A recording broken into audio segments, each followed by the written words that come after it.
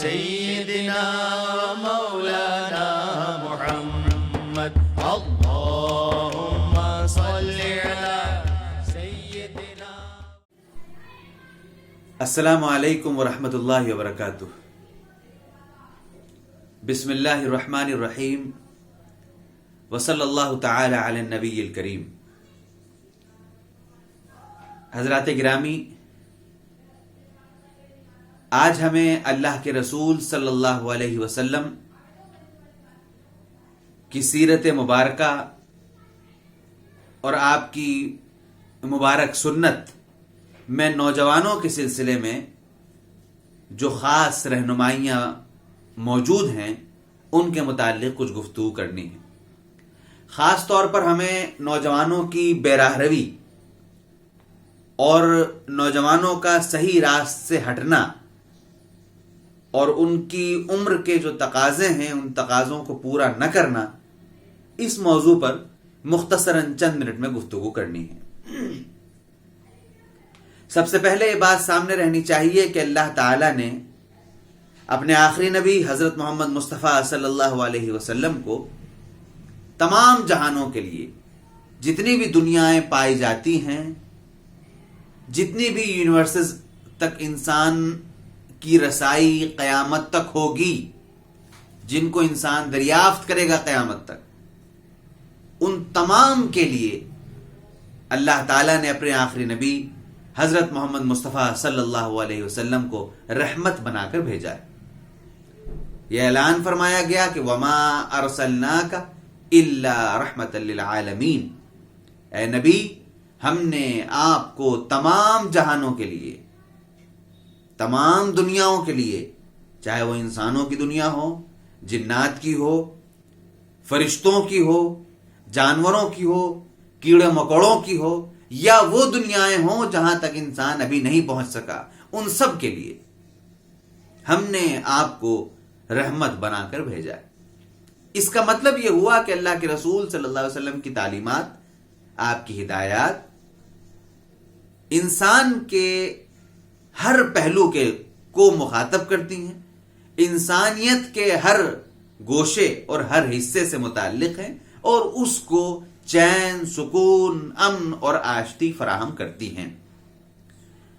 انسانیت کا بہت ہی اہم حصہ نوجوان ہوتے ہیں. وہ عمر جس میں انسان کے اندر کچھ کرنے کا ایک جذبہ پیدا ہوتا ہے، وہ عمر جس میں انسان اپنے عزم و حوصلے سے چٹانوں کو چور کر دینے کی طاقت رکھتا ہے، وہ عمر جس میں انسان پوری دنیا کو ادھر سے ادھر تک، مشرق سے مغرب تک اپنے دست و بازو میں، اپنے قبضے میں کرنے کی جرت اور ہمت رکھتا ہے، وہ عمر جس میں انسان بڑی سے بڑی طاقت کو چیلنج کرنے اور اس کو للکارنے کی طاقت رکھتا ہے اور اتنی ہمت رکھتا ہے. یہ عمر نوجوانی کی عمر ہوتی ہے. اللہ کے رسول صلی اللہ علیہ وسلم نے نوجوانوں کے لیے اپنی پوری زندگی میں مختلف ہدایات، مختلف تعلیمات ارشاد فرمائی ہیں. اس وقت ہمیں لیکن نوجوانوں کی خاص طور پر بے راہ روی کے متعلق گفتگو کرنی ہے. یعنی کہ اگر کوئی نوجوان اپنی راستے سے ہٹ رہا ہے، اپنی راہ کو چھوڑ رہا ہے، اس سلسلے میں اللہ کے رسول صلی اللہ علیہ وسلم اس کے لیے کیا تعلیم فراہم کرتے ہیں. پہلی بات یہ کہ اللہ کے رسول صلی اللہ علیہ وسلم نے نوجوانوں کا مرتبہ بے انتہا بلند کر دیا، بالکل آسمان کی بلندی تک نوجوانوں کو پہنچا دیا. لیکن کون نوجوان؟ وہ نوجوان جو اپنی جوانی کی حفاظت کرتا ہے، وہ نوجوان جو اپنے دل، دماغ،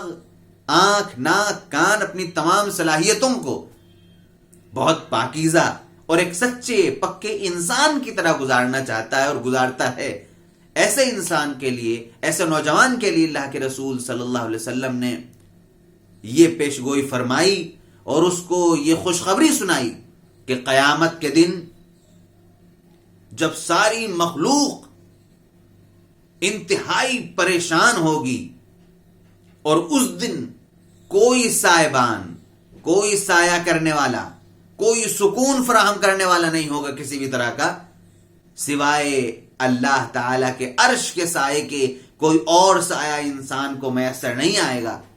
اس دن حضور نے فرمایا کہ 7 لوگ ایسے ہوں گے جو اس دن عرش کے سائے میں رہیں گے.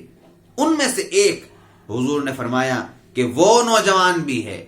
شاب نشأ فی عبادت اللہ، وہ نوجوان جو اپنی پوری زندگی کو اپنے رب کی مرضی کے مطابق گزارتا ہے، وہ نوجوان بھی اس دن عرش الہی کے سائے میں ہوگا. اس کے علاوہ اللہ کے رسول صلی اللہ علیہ وسلم نے نوجوانوں کو خاص ہدایت فرمائی. یا معشر الشباب، اے نوجوانوں، من استطاع منکم الباءۃ فلیتزوج، اگر کوئی تم میں سے جو شخص بھی شادی کرنے کی طاقت رکھتا ہے، شادی کرنے کے لیے جن چیزوں کی ضرورت ہے، فزیکلی، اکنامکلی، جو بھی ضرورتیں شادی کرنے کے لیے ہیں، تم میں سے جس کو میسر ہیں، اسے چاہیے کہ شادی کرنے میں دیر نہ کرے. فَإِن لَّمْ يَسْتَطِعْ، لیکن اگر کسی کے پاس وہ تمام ذرائع نہ ہو، وہ تمام وسائل نہ ہو جن کے ذریعے وہ شادی کر سکے آرام سے، فَلْيَصُمْ، تو اسے چاہیے کہ اپنے آپ کو کنٹرول میں رکھنے کے لیے گمراہی، بے راہ روی، گندگی، نجاست سے بچنے کے لیے اسے چاہیے کہ زیادہ سے زیادہ روزے رکھنے کا معمول بنائے. یہ تعلیم معلم انسانیت نے 1500 سال پہلے عنایت فرمائی تھی، کیونکہ اللہ کے رسول صلی اللہ علیہ وسلم کی آنکھیں یہ دیکھ رہی تھیں. اللہ تعالیٰ نے آپ کو دکھا دیا تھا کہ قیامت تک کیا صورتحال پیش آنے والی ہے، اور ایک ایسا زمانہ آنے والا ہے جس میں انسان گندگی کے پورے کاروبار کو، گمراہی، بے راہ روی، راہ سے ہٹنے اور غلاظت، جسم کی غلاظت، دماغ کی غلاظت، آنکھوں کی غلاظت، کانوں کی غلاظت، ان تمام کو اپنے بالکل مٹھی میں، چاہے وہ موبائل کے ذریعے ہو یا کسی اور گیجٹ کے ذریعے ہو، اس کو اپنی مٹھی میں لے کے گھومے گا، اور جب چاہے گا انسان کے لیے راہ سے بھٹکنے کے، اپنی نوجوانی کو برباد کرنے کے اس کے پاس پورے کے پورے وسائل مہیا ہوں گے. اس لیے حضور نے فرمایا تھا کہ ایسے میں جو اصل علاج ہے، جو پرماننٹ علاج ہے اس مسئلے کا، اور وہ چیز جو نوجوانوں کو برباد کر کے رکھ دے گی، اس بربادی سے بچانے کا جو پرماننٹ علاج ہے وہ یہ ہے کہ انسان کی فطری ضرورتوں کی خیال رکھتے ہوئے، اس کی فزیک کی جو اس کی ضرورتیں ہیں ان کا خیال رکھتے ہوئے اس کو علاج فراہم کیا جائے، اور وہ یہ ہے کہ انسان ایک پاکیزہ زندگی گزارے. وہ کیسے گزارے؟ نکاح کے ذریعے گزارے. حضور نے فرمایا، حضور یہ بھی دیکھ رہے تھے کہ لیکن بہت سے مسائل ایسے پیش آئیں گے جب انسان کو یہ حالات، یہ وسائل مہیا نہیں ہوں گے. اس کے لیے کمانا مشکل ہو جائے گا، رشتے ناطے بہت مشکل ہو جائیں گے، غیر مسلموں کی طرح برادری واد گھس جائے گا اور انسان کو برباد کر کے رکھ دے گا. جہیز کی رسم اور الا بلا یہ ساری مصیبتیں مسلمان بھی اپنے اوپر اوڑھ لیں گے اور ان تمام بوجھوں کے نیچے دبے جا رہے ہوں گے. اس لیے حضور نے فرمایا تھا کہ جب اس طرح کے حالات پیدا ہو جائیں اور معاشرے کے ساتھ اور تمہاری ضرورتوں کے ساتھ ایک کشمکش پیدا ہونے لگے، تو بھی یاد رکھنا تمہارے اس مسئلے کے حل کے لیے جو سب سے اچھا علاج ہے وہ یہ ہے کہ تم اس وقت روزے رکھنے کا معمول بنا لینا. اس سے تمہاری جو اندرونی خواہشات ہیں، جو جسمانی اور جنسی خواہشات ہیں، ان کو ایک تسکین ہوگی، وہ دبیں گی، نفس کا جو منہ ہے وہ مڑے گا اور وہ برباد ہوگا، اور اس کے ذریعے تم اپنے آپ کو قابو میں رکھ سکو گے. اس کے علاوہ اللہ کے رسول صلی اللہ علیہ وسلم نے، اچھا ہاں ایک بات یہ بھی یہاں پہ ذہن میں رہنی چاہیے کہ اس حدیث میں اس بات کا بھی اشارہ ہے، جیسا کہ کہا گیا کہ تم میں سے جو من استطاع منکم الباء، تم میں سے جو شادی کے وسائل اختیار کرنے کی طاقت رکھتا ہو. یہاں سے اس بات کا اشارہ بہت صاف صاف ہمیں ملتا ہے کہ اللہ کے رسول صلی اللہ علیہ وسلم یہ بتانا چاہ رہے ہیں، آپ یہ ارشاد فرما رہے ہیں، اس بات کا حکم دے رہے ہیں کہ نوجوانوں کو چاہیے کہ وہ ان تمام وسائل و ذرائع کو اختیار کرنے کی کوشش کریں جن کے ذریعے ان کے لیے شادی کر کے پاکیزہ زندگی گزارنا آسان ہو. یعنی معاش کے حلال راستے، کمائی کے حلال راستے زیادہ سے زیادہ اختیار کرنے کی کوشش انہیں کرنی چاہیے،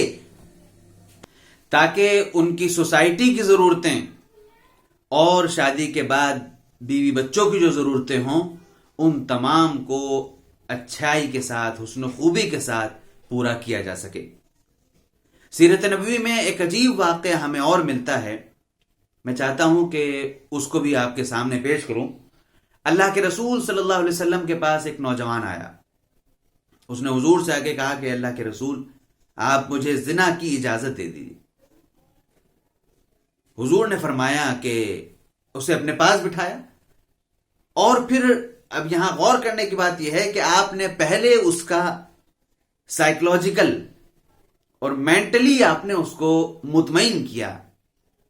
سیٹسفائی کیا، اس کے بعد پھر آپ نے اللہ تبارک و تعالی سے اس کے لیے دعا کی. حضور نے اس سے پوچھا، غصہ بھی نہیں ہوئے، ناراض بھی نہیں ہوئے، ڈانٹا پھٹکارا نہیں، بلکہ آپ نے اس سے پوچھا کہ اگر جو اجازت تم مجھ سے مانگ رہے ہو، کوئی اور یہی اجازت اگر تمہاری ماں کے بارے میں مجھ سے مانگے تو کیا ہوگا؟ اور بھی رشتوں کے بارے میں حضور نے پھر فرمایا، بہن کے بارے میں، بیٹی کے بارے میں، اس طرح آپ نے پوچھا. ایسے سوال جن کو سن کر وہ دہل گیا، اندر سے ہل گیا، اور اسے احساس ہوا کہ وہ کتنی خطرناک راہ پر چل رہا تھا، کتنی خطرناک راستے پر کتنے جانے والا تھا، وہ کتنی خطرناک وادی میں وہ قدم رکھنے والا تھا، وہ کیا چاہ رہا تھا، یہ کتنا خطرناک کام ہے، کتنی خطرناک چیز ہے. اس کا دل لرز گیا. اس کے بعد اللہ کے رسول صلی اللہ علیہ وسلم نے اس کے سینے پر ہاتھ رکھا اور اس کے لیے اللہ تعالیٰ سے اطمینان کی، سکون کی دعا کی.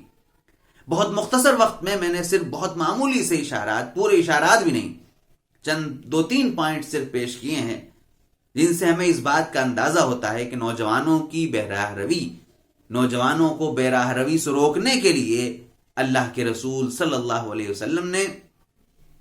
بہت ہی واضح ہدایات ارشاد فرمائی ہیں. ایسی ہدایات جن میں نوجوانوں کے مسائل کا، ان کی مصیبتوں کا، ان کی بے روی کا اور راہ سے بھٹکنے کا علاج پورا موجود ہے. ضرورت اس بات کی ہے کہ اللہ کے رسول صلی اللہ علیہ وسلم کی سیرت کو پڑھا جائے، سمجھا جائے، سمجھنے کی کوشش کی جائے. علماء کی رہنمائی میں، اہل علم کے رہنمائی میں ان چیزوں کو اپنی زندگی میں اختیار کرنے کی کوشش کی جائے تاکہ ایک پاکیزہ اور اچھی زندگی گزاری جا سکے. السلام علیکم ورحمۃ اللہ وبرکاتہ.